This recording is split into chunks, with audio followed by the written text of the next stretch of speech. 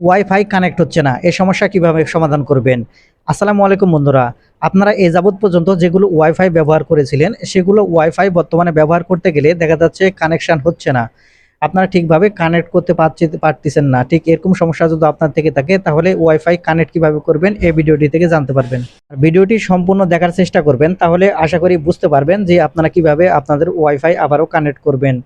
তো মূল ভিডিওতে যাওয়ার আগে ছোট্ট একটা রিকোয়েস্ট করবো, ভিডিওটিতে একটা লাইক দিয়ে দেবেন আর চ্যানেলে নতুন এসে থাকলে চ্যানেলটিকে সাবস্ক্রাইব করে সাথেই থাকবেন এরকম ইম্পর্টেন্ট ভিডিওগুলো সবার আগে পাওয়ার জন্য।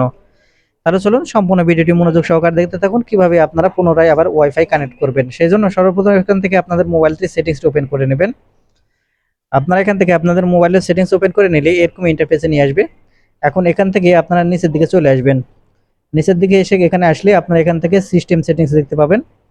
আমি মার্ক করে দেখিয়ে দিচ্ছি, এখান থেকে আপনারা সিস্টেম সেটিংস এর উপর ক্লিক করবেন। আপনার মোবাইলের সিস্টেম সেটিংস অন্য কোনো জায়গায় থাকতে পারে। আপনারা আপনাদের মোবাইল থেকে সিস্টেম সেটিংসটি খুঁজে বের করবেন। সিস্টেম সেটিংস খুঁজে বের করার পর এখানে আপনারা ক্লিক করবেন। ক্লিক করলে এখানে আপনারা পেয়ে যাবেন রিসেট অপশন। আপনারা এখান থেকে যে রিসেট অপশনটি দেখতেছেন, এখান থেকে রিসেট অপশনের উপর ক্লিক করবেন।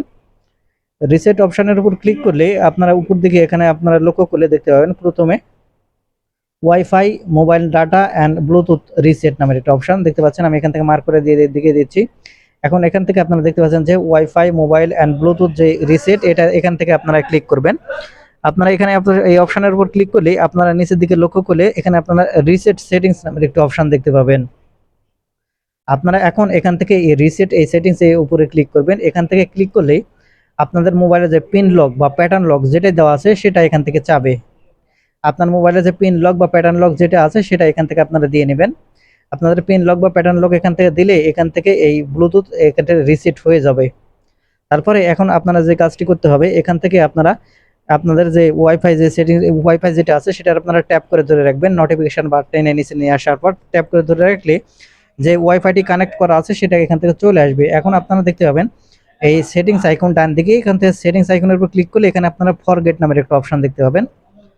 আপনারা এখন এখান থেকে ফরগেট অপশনের উপর ক্লিক করবেন। এই যে ফরগেট অপশন দেখতে পাচ্ছেন, এখান থেকে ফরগেট অপশনের উপর ক্লিক করলে এটা এখান থেকে এই পাসওয়ার্ডটি কিন্তু এখানে ফরগেট হয়ে যাবে। এখন আপনাকে যে কাজটি করতে হবে, এখান থেকে আপনাকে আবারও পুনরায় এখান থেকে পাসওয়ার্ডটি দিয়ে নিতে হবে। আমি এখান থেকে পুনরায় পাসওয়ার্ড দিয়ে নিচ্ছি। আপনারা ঠিক এরকমভাবে পুনরায় পাসওয়ার্ড দিয়ে নেবেন। আপনারা এখান থেকে পুনরায় পাসওয়ার্ড দেওয়ার সাথে সাথে আপনাদের ওয়াইফাই কিন্তু কানেক্ট হয়ে যাবে।